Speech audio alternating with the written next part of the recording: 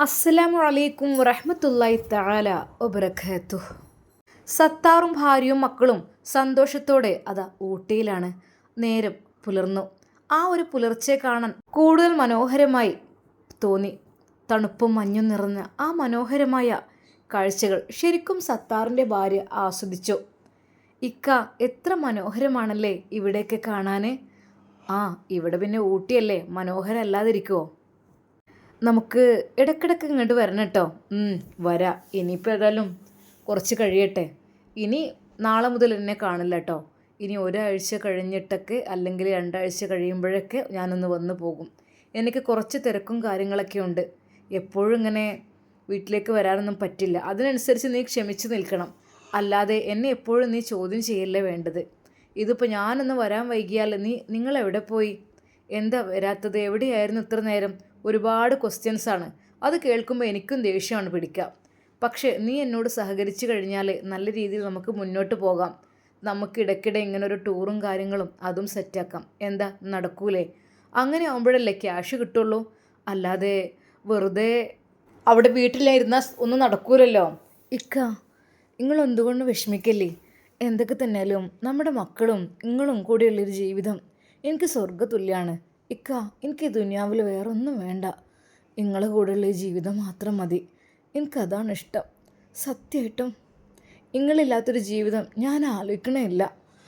ഇക്ക, ഇനിയും ഞങ്ങളെ വിട്ട് ഒരുപാടൊന്നും ഇല്ല പെണ്ണെ. ഞാൻ പറഞ്ഞല്ലോ, ഒരുപാടൊന്നും പോകില്ല. ആ, ഇടയ്ക്കിടയ്ക്ക് വരും. നമ്മളെ ജീവിതത്തിന് വേണ്ടിയിട്ട് നമ്മൾ കഷ്ടപ്പെടണ്ടേ? അല്ലാതെ വെറുതെ ഇവിടെ ഇരുന്നാൽ ശരിയാവില്ലല്ലോ. അതും ശരിയാണിക്ക. പക്ഷെ എന്നാലും നിങ്ങളെ ദുസ്വഭാവമൊക്കെ നിങ്ങൾ മാറ്റിയെന്ന് പറഞ്ഞപ്പോൾ എൻ്റെ മനസ്സ് വല്ലാതെ നിങ്ങൾ സന്തോഷിച്ചിട്ടോ. എൻ്റെ പ്രാർത്ഥന പഠിച്ചാൽ കേട്ടു. ആ, അല്ല പെണ്ണെ, നമുക്ക് പോകണ്ടേ? പിന്നെ നാളെ ഞാൻ രാവിലെ ഒരിടം വരെ പോവുകയാണ്. പിന്നെ കുറച്ച് ദിവസം കഴിഞ്ഞിട്ടേ കാണുള്ളൂ. എന്തൊക്കെ തന്നെയാലും ടൂറൊക്കെ അടിച്ചു പൊളിച്ചില്ലേ നമ്മൾ. ഇക്ക, 2 ദിവസം കൂടെ ഇവിടെ തങ്ങിയാലോ?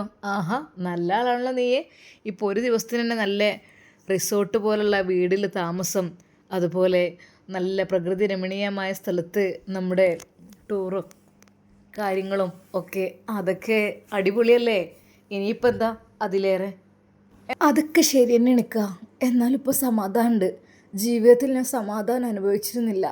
ഇപ്പം എൻ്റെ ഇക്കാൻ്റെ കാര്യത്തിൽ എനിക്ക് സമാധാനമാണ്. ആ, ഇതൊന്നും ഉണ്ടാകും. ഓക്കെ. പക്ഷെ നീ എന്നെ അങ്ങനെ വഴക്ക് പറയാനും ശല്യപ്പെടുത്താനും ഇടയ്ക്കിടയ്ക്ക് വിളിക്കാനും നിൽക്കരുത്. എൻ്റെ ജോലിക്കിടയിൽ ഇങ്ങനെ വിളിക്കുമ്പോഴൊക്കെ എനിക്ക് ബുദ്ധിമുട്ടായിരിക്കും. ഞാൻ ടൈം ഉണ്ടാകുമ്പോൾ നിനക്ക് വിളിക്കും. അങ്ങനെ ചെയ്യും. ഓക്കെ അല്ലേ? മതി ഇക്ക, സമാധാനമായി നിങ്ങളുടെ കാര്യത്തിൽ. എന്നാൽ മക്കളും തന്നെ അവരുടെ ഉപ്പച്ചയെ കിട്ടിയ സന്തോഷത്തിലായിരുന്നു അവർക്ക്. എന്തൊക്കെ തന്നെ പെട്ടെന്നൊരു ടൂർ പ്ലാനിങ്ങും കാര്യങ്ങളും എല്ലാം അങ്ങ് നടന്നു. സത്താറിനെ ഭാര്യ അത്യധികം സ്നേഹിക്കുന്നുണ്ട്. അത് എൻ്റെ ഈ ജീവിതത്തിൽ, ഈ ദുനിയാവിൽ എനിക്ക് ഇക്കയുടെ സ്നേഹം മാത്രം മതി.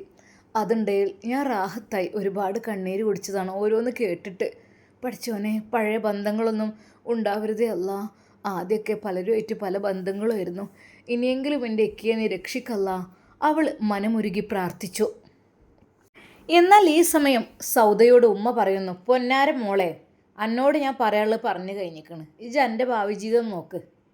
ഇജ് ഞങ്ങൾക്ക് ഇഷ്ടമില്ലാത്തോലും ഒന്നിനും നിൽക്കണ്ട. കണ്ടികളുടെ സ്വഭാവം പോലെ തനി സ്വഭാവം അവിടെ അറിഞ്ഞു. ഇനി അതിന് നിൽക്കരുത്. അന്തസ്സോടുകൂടി അഭിമാനത്തോടു കൂടി ജീവിക്കണം. അതിന് വേണ്ടിയിട്ടാണ് ഓനെ ഞാൻ എന്നെ കൊണ്ട് നിക്കായിപ്പിക്കണത്. എന്നാൽ സൗദക്ക് ഒരക്ഷരം ഉണ്ടായിരുന്നില്ല. ഉമ്മയോട് എത്ര പറഞ്ഞിട്ട് കാര്യമില്ല. ഉമ്മ അതിനു വേണ്ടിയിട്ട് തന്നെ ഒരുങ്ങാണ്. ഉമ്മ അവൾ ദയനീയമായി ഒന്ന് വിളിച്ചു, ഇനി ഇതിനെക്കുറിച്ച് പറയണ്ട. എന്നാൽ പെട്ടെന്ന് ഹസീന, അല്ലമ്മ, നിങ്ങൾക്ക് എന്തിൻ്റെ കേടാത്? എന്താടി? അല്ല, ഇത്താത്താക്ക് ഇഷ്ടമില്ലാതെ പിന്നെ നിങ്ങൾ അതിനിങ്ങ് നിർബന്ധിപ്പിക്കണം എന്തിനാ? ഒന്നിനുമല്ല, ഓളൊരാളെ ഏൽപ്പിക്കണം. അവനെന്ന് വെച്ചാൽ ഈ വീട്ടിലത്തെ കാര്യങ്ങളെല്ലാത്തിനും എന്നെ സപ്പോർട്ട് ചെയ്യുന്ന ആളാണ്. ഞമ്മക്കും വേണ്ട ഒരു ആൺതുണ. ഓനെ കെട്ടിക്കഴിഞ്ഞാൽ ഓൻ ഇവിടെ ഉണ്ടാവുമല്ലോ. മറ്റേന്ന് വെച്ചാൽ നവാസ് ഐഷുമാൻ്റെ ഇതിലാണ്. ഐഷുമാനെ പേടിച്ചിരിക്കുകയാണ്. അങ്ങനെയാണ്. അതിനെ കൊണ്ട് ഇഷ്ടമില്ല. ഈ ഉമ്മമാർ ചിലവരുണ്ടാവും, ഉമ്മമാരെ ഇങ്ങനെ പേടിച്ച് നിൽക്കണം. അങ്ങനത്തെ മക്കളല്ല, നല്ല ആണത്തുള്ള ആൺകുട്ടികളാണ് വേണ്ടത്. അതിന് പറ്റിയ ആൾ തന്നെയാണ് സത്താറ്.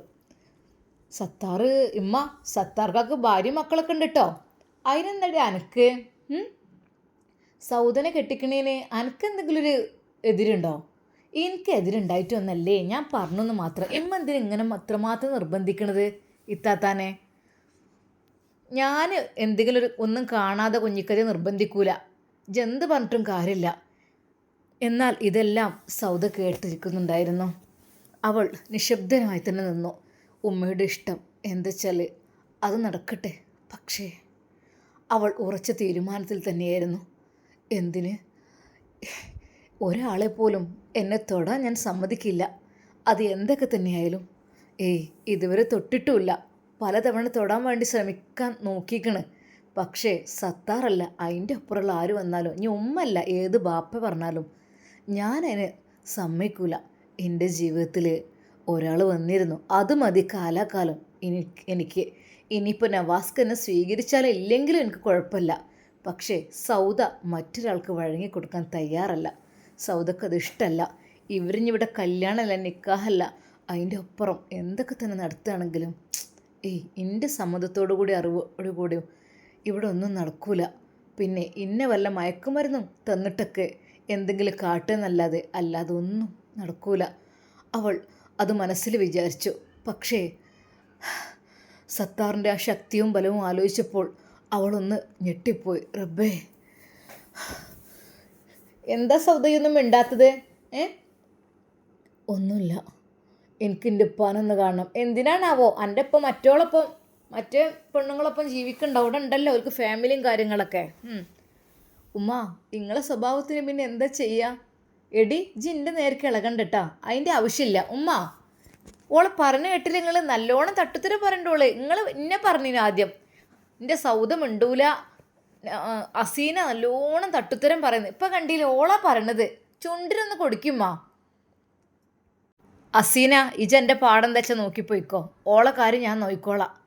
ഉമ്മ, ഓൾക്ക് 2 അടിൻ്റെ കുറവ് നല്ലോണം ഉണ്ട്. അല്ലെങ്കിലും ഇപ്പോൾ പുതിയാപ്പള്ളിൻ്റെ വീട്ടിൽ നിന്നൊക്കെ ആരെങ്കിലും ഇങ്ങോട്ട് ഇറങ്ങി പോവുമോ? കുറച്ച് തൻ്റെ ഇടം കൂടുതൽ തന്നെയാണ്, അതുകൊണ്ട് തന്നെയാണ്. ഇതിപ്പോൾ എനിക്ക് കൂടി ഒരു മുടക്കായി തീരും. എൻ്റെ കല്യാണമൊക്കെ അവിടെ മുടങ്ങിയത് തന്നെ. എന്താന്നില്ലേ.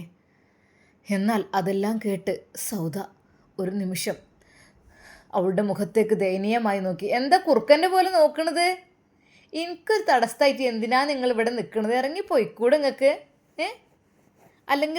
നിങ്ങളല്ലേ ഉപ്പാൻ്റെ വീട്ടിൽ പോയിനോ? ഇപ്പടുത്തുന്ന വീട്ടിൽ അവിടെ പോയി നിന്നാലും പോരെ? ഇതെന്താണ് ഒരു ശല്യമായല്ലോ ഇതിപ്പോൾ അവിടെ നിന്ന് ഇങ്ങോട്ട് കയറി വന്നു. പിന്നെ നിങ്ങളെ നവാസ്ഖാൻ്റെ പൈസ കൊണ്ടാണ് ഈ ഒരു വീട് എടുത്തിക്കണത് എന്നുള്ള ചിന്ത മാത്രം വേണ്ടട്ടാ. ഇതേ ഉമ്മാൻ്റെ പേരിലാണ് ഈ വീട്, അതുകൊണ്ട് താത്താക്ക് ഒറ്റയ്ക്ക് കിട്ടുമെന്നുള്ള ഒരു ചിന്തയും വേണ്ട കേട്ടാ. പൈസ മുടക്കിക്കണോ ഇല്ലേ എന്നല്ല, ഇത് ഉമ്മാൻ്റെ പേരിലാണ് അഗ്രിമെൻ്റ് എഴുതിയിരിക്കുന്നത്. അതുകൊണ്ട് തന്നെ എന്താവും, ഇത് ഇങ്ങക്ക് മാത്രമല്ല എനിക്ക് കൂടി അവകാശപ്പെട്ടാണ്. പക്ഷേ ഈ ഒരു ആവശ്യമില്ലാത്ത ആളുകളൊക്കെ ഇരുന്ന് ബുദ്ധിമുട്ടേണ്ട ആവശ്യമില്ലല്ലോ. ഈ നല്ലൊരു വീട് വെറുതെ കേടെടുത്തണോ? നല്ല ചുണക്കുട്ടികൾക്ക് മാത്രം ഉപയോഗിച്ചൂടെ? ഈ വയ്യാതെ കരഞ്ഞുകൊണ്ടിരിക്കണവർക്കൊന്നും ഇത് വേണ്ടല്ലോ. എൻ്റെ പൊന്നാര താത്ത, ഞാൻ നിങ്ങളോടൊക്കെ എന്താ പറയാൻ എനിക്ക് അറിയണില്ല. എന്നാൽ തന്നെ ഇവിടുന്ന് അധികം വൈകാതെ ഇറക്കി വിടും എന്നുള്ള കാര്യം അവൾക്ക് ഉറപ്പായി സൗദക്ക്. അല്ലെങ്കിലും ഈ വീട് ഞാൻ ആഗ്രഹിച്ചിട്ടില്ല, ഇതൊക്കെ ഉമ്മാൻ്റെ പണിയാണ്. പൈസ അങ്ങനെ അയക്കുമ്പോഴേ എന്നോട് പറയും, എടി കുറച്ചും കൂടി പൈസ നല്ലോണം അയച്ചു, നമ്മൾ വീടിൻ്റെ കോലം കണ്ടില്ലേ, പറ്റയിക്കണല്ലോ വീട്. എന്താ നമ്മളെ വീടിൻ്റെ ചേലും കോലവും കണ്ട ചെറിയൊരു ചെറ്റക്കുടിൽ. ഒന്നും പറഞ്ഞോക്കടി എൻ്റെ നവാസിനോട്. നല്ല കോടീശ്വരന്മാരല്ലേ, ഓല് വിചാരിച്ചപ്പോൾ അതിനൊന്നും പണിയൊന്നുമില്ലല്ലോ. ഉമ്മ, അത് ഞാനായിട്ട് പറയുമ്പോൾ മോശമല്ലേ? എന്ത് മോശം? ഇതൊന്ന് തോണ്ടി കൊടുക്കടി. അങ്ങനെ തന്നെ അല്ലേ? അങ്ങനെ എടുപ്പിച്ച തൽക്കാലം എൻ്റെ പെരക്കാരെന്നത് അറിയണ്ട. അറിഞ്ഞിക്കണമെങ്കിലേ വെച്ചക്കൂല ഇഷുമ്മ. അതുകൊണ്ട് നവാസിനോട് സ്വകാര്യത്തിൽ പറഞ്ഞാൽ മതി, ഞങ്ങളെ പെര ചോർന്നൊലിക്കാണ്, പറ്റയിക്കണ്, വീടിൻ്റെ ഓടൊക്കെ പറ്റി ഇളകിക്കണ്, ആടി തുടങ്ങിക്കണ്, ബാത്റൂമാണ് ശരിക്കൊന്നും അകത്തില്ല, ഒന്നും ഉള്ളതൊക്കെ ഒന്ന് പറഞ്ഞാളാ. ഓന് ഒന്നുമില്ലെങ്കിൽ എൻ്റെ പുതിയാപ്പിളന്നല്ലേ, എനിക്ക് എന്തും പറയാലോ. അങ്ങനെയാണ് അവൾ അത് പറയാനൊരുങ്ങിയത്. അല്ലെങ്കിൽ ഐഷുമ്മയായിരുന്നു വീടെടുത്ത് കൊടുക്കാൻ വേണ്ടി നിർബന്ധിച്ചതും ഒക്കെ. നിർബന്ധിക്കൽ സാധാരണ അവരായിരുന്നു, പക്ഷെ അപ്പോഴേക്കും ഇവർ ഈ പണി ചെയ്തു. നവാസ് മനസ്സിൽ വിചാരിക്കാറുണ്ട്, പഠിച്ചോനെ, ഉമ്മയുടെ ഇഷ്ടമില്ലാതെ സമ്മതമില്ലാതെ എന്തെങ്കിലുമൊക്കെ ചെയ്തിട്ടുണ്ടെങ്കിൽ അത് നമുക്ക് നഷ്ടം തന്നെയാണ് എപ്പോഴും എന്നുള്ളത്. സൗദ പറയ്, ഇനിയിപ്പോളേ നവാസ് എന്നെ നിക്കാഹ് കഴിക്കാണ്, അനക്ക് വല്ല എതിരും ഉണ്ടോ? അനക്കുണ്ടേ തുറന്ന് പറയ്. തുറന്ന് പറഞ്ഞിട്ടും കാര്യമൊന്നുമില്ല. കാരണം അത് എൻ്റെ ഇഷ്ടം പോലെ ഇവിടെ നടക്കും. അനക്ക് ഇനി അന്നെ ഒഴിവാക്കി ആ പുത്തൻ വീട് തറവാട്ട് കണ്ട് ഇജണ്ട് കയറി ചെന്നാലേ അന്നതാ ശരിക്കും ചമ്മന്തി അരക്കുന്ന പോലെ ഞങ്ങളുടെ അരക്കും. ഈ വെറുതെ അതിന് നിൽക്കണ്ട, എന്നെ ചവിട്ടി അരക്കും. വെറുതെ ഇനി പോകാനും ഇതിന് നിൽക്കണ്ട. ഇജ് നല്ല മട്ടത്തിന് ഓൻ്റെ കൂടെ ഇവിടെ ജീവിച്ചോ. എനിക്കൊരു അന്തസ്സും അഭിമാനമുണ്ട്, അതൊന്ന് നിലനിർത്താനെങ്കിലും. എന്നാൽ ഉമ്മയുടെ ഈ സ്വഭാവം കണ്ടിട്ട് സൗദ ദയനീയമായി ഉമ്മയുടെ മുഖത്തേക്ക് തന്നെ നോക്കി. ഉമ്മക്ക് ഭ്രാന്താണോ, അതോ ബുദ്ധി കുറഞ്ഞു പോയോ, അതോ കൂടിപ്പോയോ, പണം കൂടി അഹങ്കാരമായോ അറിയില്ല. എന്നാൽ അവൾ തിരിച്ചൊന്നും പറഞ്ഞില്ല. പറഞ്ഞിട്ട് കാര്യമില്ല. അഥവാ പറഞ്ഞാൽ തന്നെ ഹസീനിൻ്റെ നേർക്കെടുക്കുകയാണ്. സ്വന്തം അനിയത്തിയാണ്. പക്ഷെ ഇത്രക്കും ഓരോ വാക്കുകൾ പറയണ അനിയത്തിയെ. ഉമ്മ നിങ്ങളിവിടെ വന്നാണേ. എന്താടി നിങ്ങൾ എന്തിനാ ഈ പിന്നെയും അതിനെക്കുറിച്ച് ഇങ്ങനെ പറയണത്? എൻ്റെ റബ്ബേ, ഇത് വല്ലാത്തൊരു പുതുമന്നായിപ്പോയല്ലോ. അതെ, ഓള് മാത്രമല്ല, ഓൾ ഒരു കല്യാണം കഴിഞ്ഞ് ഒഴിവാക്കിയതാണ്. ഓളെ ഒഴിവാക്കിയ ആര്? ഒഴിവാക്കിയാലും ഇല്ലെങ്കിലും ഒഴിവാക്കിയ പോലെ തന്നെയാണ്. ഇതേ കല്യാണപ്രായമായ ഒരുത്തി ഇവിടെ ഉണ്ട്. എൻ്റെ കാര്യങ്ങൾ നോക്കിയാൽ മതി. ഇനി ഓൾക്ക് പുതിയാപ്പിള ഉണ്ടാക്കാനും അതിനും ഇതിനും നിൽക്കണ്ട നിങ്ങൾ. എന്താടി എനിക്ക് സത്താറിനെ പറ്റുമോ? എൻ്റെ പൊന്നാരമ്മ, നിങ്ങൾ അങ്ങനൊന്നും പറയില്ലേ. സത്താറിനെ പറ്റുമോ വെച്ചാൽ പറ്റാ എന്താ, കാണാൻ നല്ല മൊഞ്ചുള്ള ചങ്ങായിയാണല്ലോ. പക്ഷേ കല്യാണം കഴിക്കൊന്നും വേണ്ട. അതെന്താടി അങ്ങനെ? അങ്ങനല്ല, അതൊക്കെ പിന്നെ. അസീന, എൻ്റെ മനസ്സിലെന്താ? എനിക്ക് എന്തിൻ്റെ കേടാ? എനിക്കിപ്പോൾ മനസ്സിലായി. ഓൻ്റെ കൂടെ ചെന്ന് കറങ്ങിക്കണ്. ഡ്രസ്സും കാര്യങ്ങളൊക്കെ വാങ്ങിത്തന്ന് ഭക്ഷണം കഴിച്ച് നിങ്ങളൊന്ന് ഉഷാറായിക്കണ്. അപ്പോൾ പിന്നെ എനിക്കിപ്പോൾ ഓനണ്ട് വിട്ട് കൊടുക്കാൻ അവൾക്ക് പൂതില്ലല്ലേ? അയ്യേ, നിങ്ങളെന്തീ പറയണത്? പെണ്ണുങ്ങളും കുട്ടികളൊക്കെ ഉള്ള അയാൾ എനിക്ക് ഇഷ്ടം. എന്തെങ്ങളീ പറയണത്? അതൊന്നല്ല. പിന്നെന്താടി? പിന്നെന്താ അങ്ങനെ പറയണത്?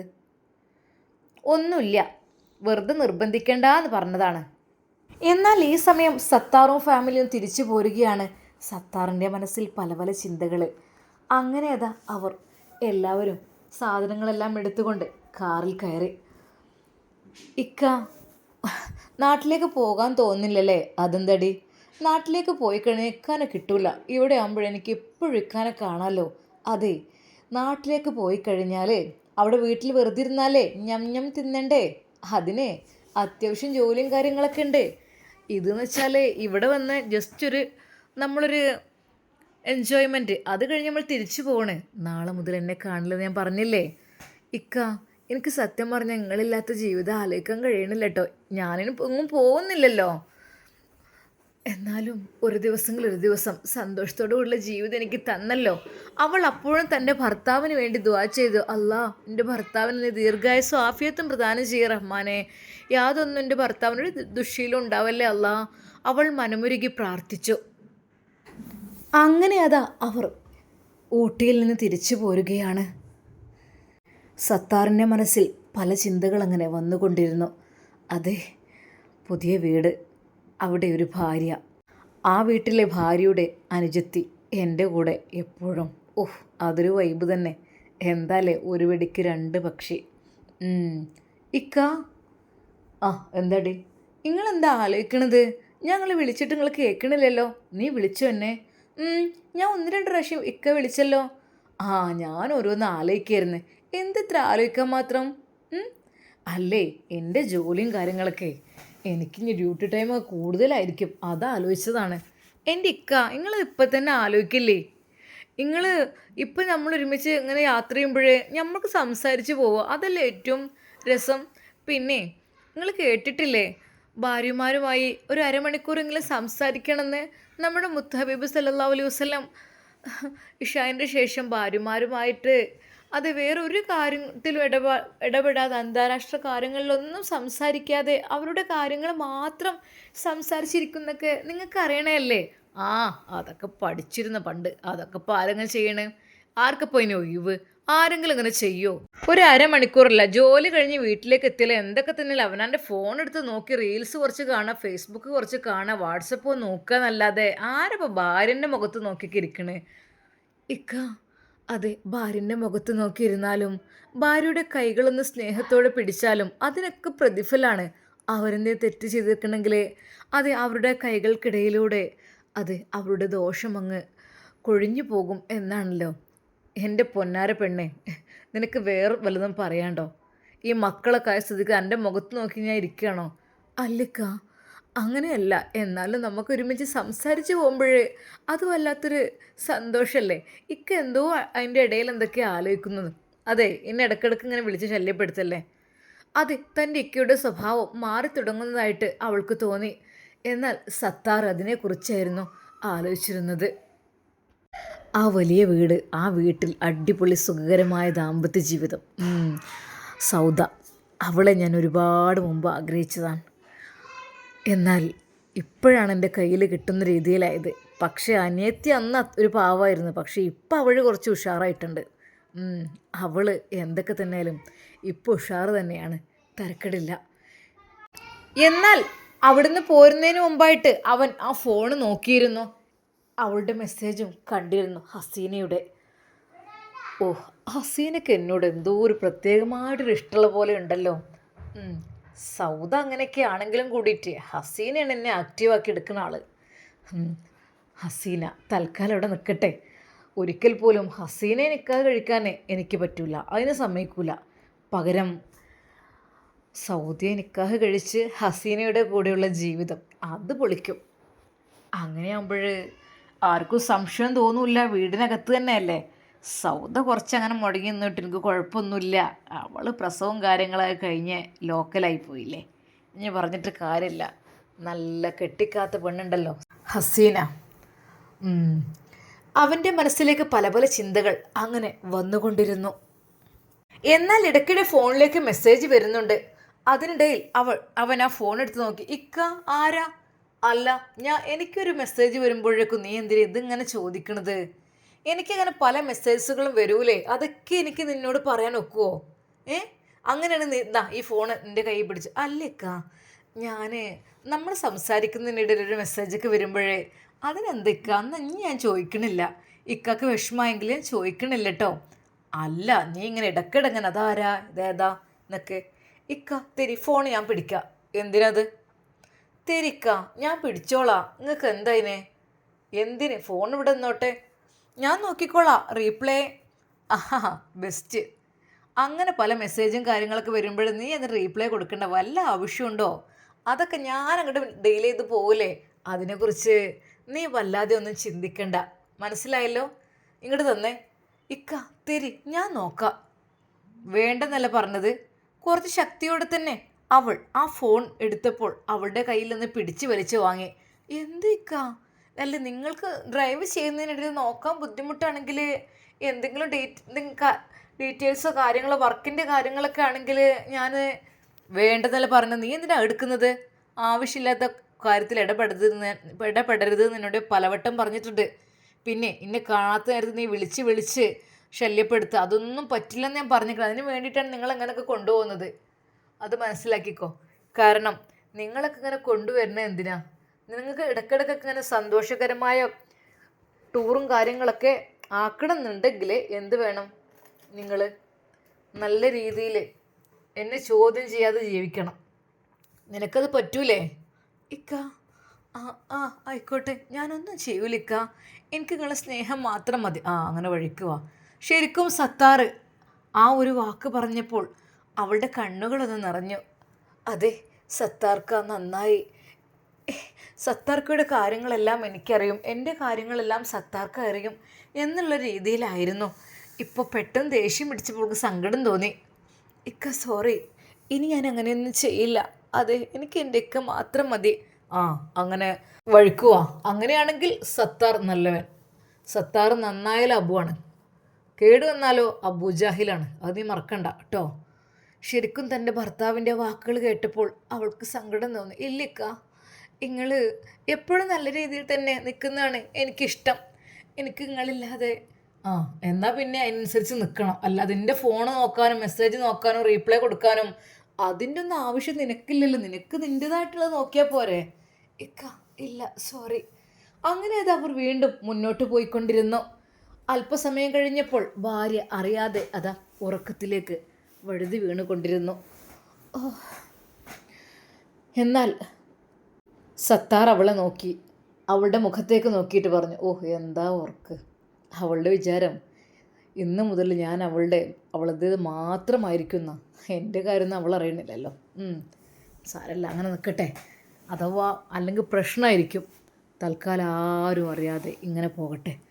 സത്താറിൻ്റെ മനസ്സിൽ പല ചിന്തകൾ. ഹസീനയാണെങ്കിൽ മെസ്സേജും അയക്കുന്നു. എന്നാൽ ഒരുപാട് സമയത്തെ യാത്രയ്ക്ക് ശേഷം അതാ അവരുടെ വീട്ടിലെത്തി. ഓഹ്, ഒരുപാട് ലോങ് യാത്രല്ലേ. പിന്നെന്താ, ടൂർ പോകുമ്പോൾ ലോങ് വേണ്ടേ? വേണം. അതല്ല, ഇങ്ങനെ നമ്മൾ ഒരുപാട് യാത്ര ചെയ്തിട്ട് അല്ലെങ്കിലും മനസ്സിനൊരു സന്തോഷവും ആശ്വാസമൊക്കെ വേണമെന്നുണ്ടെങ്കിലേ ഇടയ്ക്കൊന്ന് ലോങ് ടൂറൊക്കെ പോകണം കേട്ടോ. അല്ലാതെ ഈ വീട്ടിലിങ്ങനെ ഇരിക്കുമ്പോഴേ എനിക്ക് സത്യം പറഞ്ഞാൽ ഇക്ക എന്നെ നിങ്ങൾ എന്ന് കൊണ്ടുപോയതാണ്. നിന്നെയും മക്കളെയും ഞാൻ ഒരുപാട് മുമ്പ് കൊണ്ടുപോയിട്ടുണ്ട് അല്ലേ? അതെ ഇക്ക, ഇനി നമ്മളെ പഴയ ജീവിതം കെട്ടിപ്പടുക്കണം കേട്ടോ. എനിക്ക് ഇക്കാൻ ഒത്തിരി ഇഷ്ടമാണ്. എനിക്ക് ഇക്കല്ലാതെ പിന്നെ ആരുള്ളത്? സ്നേഹത്തോടെ ഭാര്യയുടെ വാക്കുകൾ കേട്ട് സത്താർ മൗനം പാലിച്ചു. എന്നാൽ അവൻ അല്പസമയം കഴിഞ്ഞപ്പോൾ, അതെ ഞാനൊന്ന് ഫ്രഷ് ആകട്ടെ. ഇക്ക ഭക്ഷണമൊന്നും ഇപ്പോൾ വേണ്ട, ഞാനൊന്ന് ഫ്രഷ് ആകട്ടെ. എന്തേ ഇക്ക എത്ര ധൃതി പിടിച്ച് പോണേ? അത് എന്തേ, ഇനിയിപ്പോൾ ഇന്ന് ഡ്യൂട്ടി ഉണ്ടോ? ഇന്ന് ഡ്യൂട്ടി പോയി നോക്കട്ടെ എന്തൊക്കെ കാര്യങ്ങളായെന്നൊക്കെ കേട്ടോ.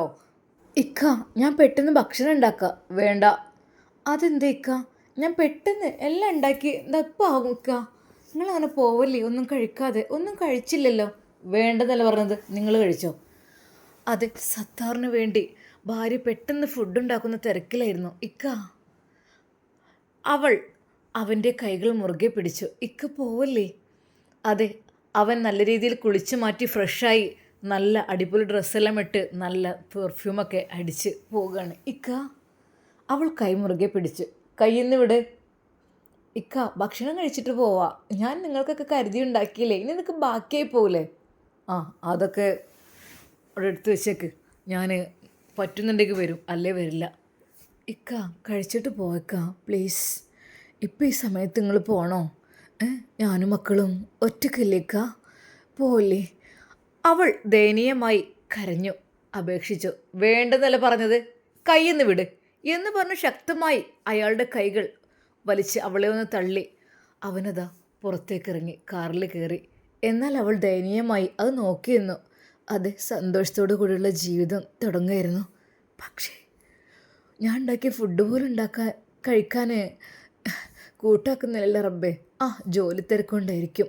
എങ്കിലും അവൾ പ്രിയപ്പെട്ട ഭർത്താവിനെ ദയനീയമായി നോക്കി. ഇക്ക, സൂക്ഷിച്ച് പോണേ. അവൻ പെട്ടെന്ന് വണ്ടി സ്റ്റാർട്ടാക്കി.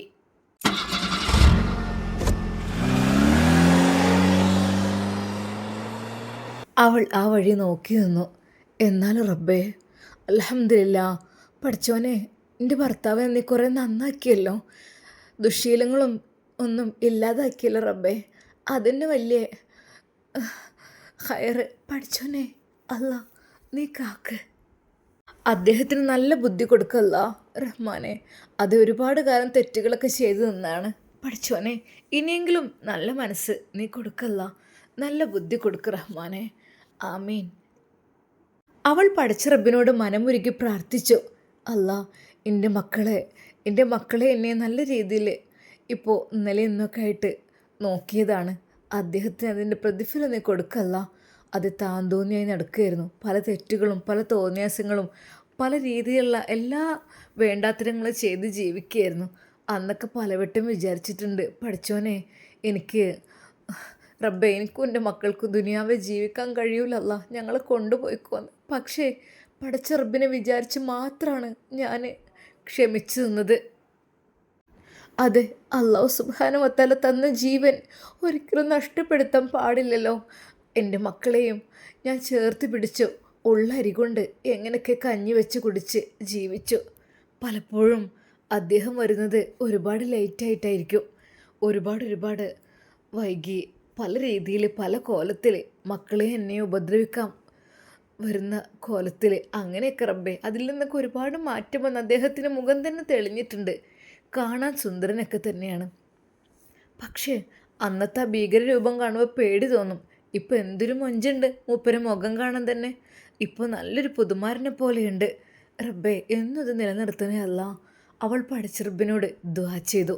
എന്നാൽ ഈ സമയം സത്താർ വളരെയധികം സ്പീഡിൽ അതാ സൗദിയുടെ വീട്ടിലേക്ക് ചെല്ലുന്നു. ആരാ ഇപ്പം ബെല്ലടിച്ചത്?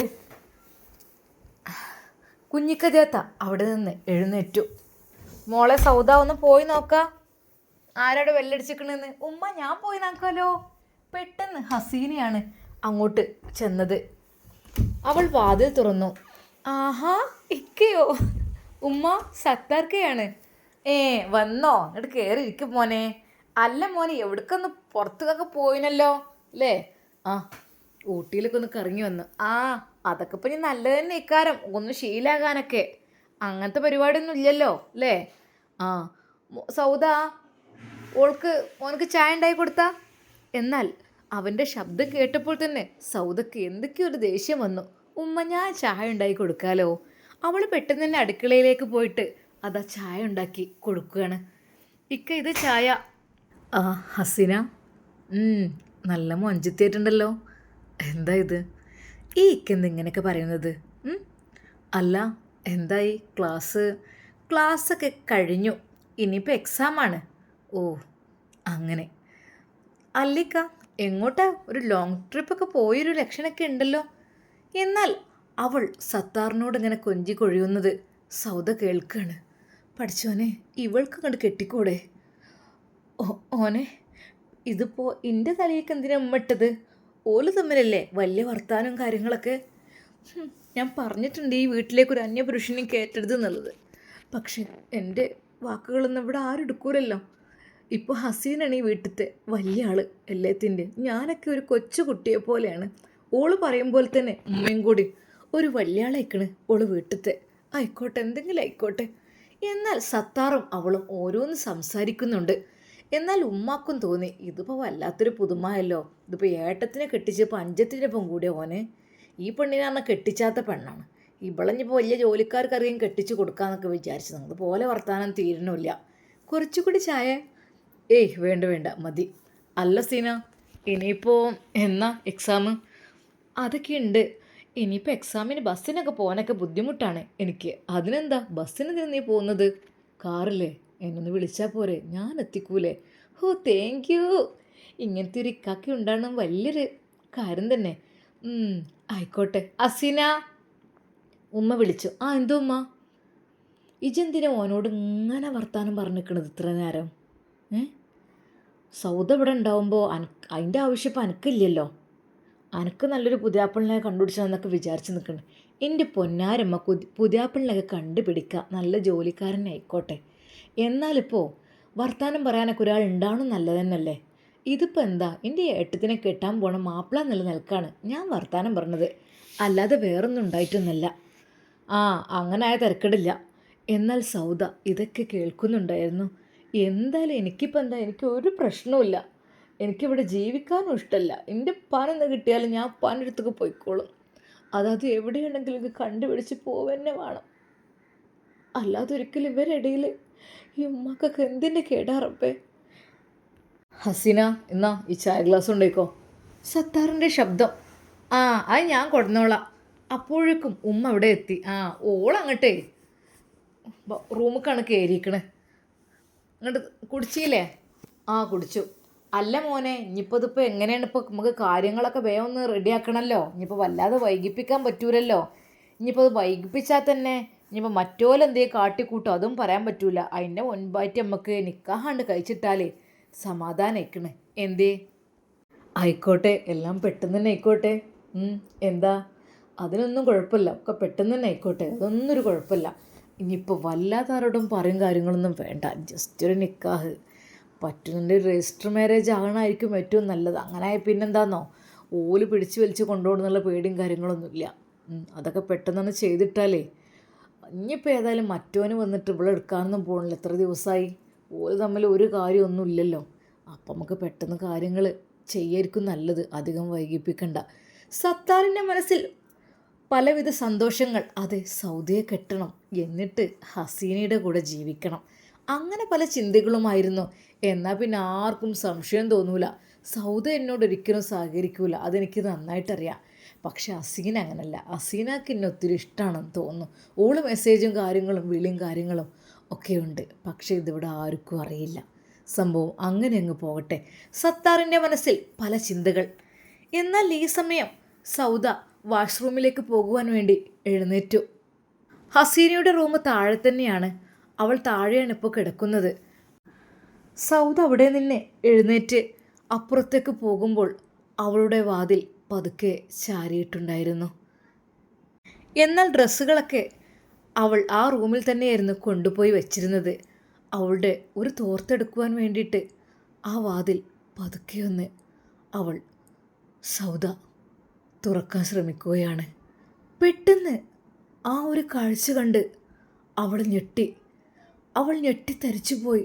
റബ്ബേ, പഠിച്ചോനെ, എന്ത് ഇത്?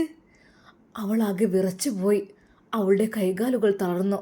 കണ്ണുകളിൽ ഇരുട്ടടക്കുന്ന പോലെ. അവൾക്ക് എന്ത് ചെയ്യണമെന്നറിയാത്ത അവസ്ഥ.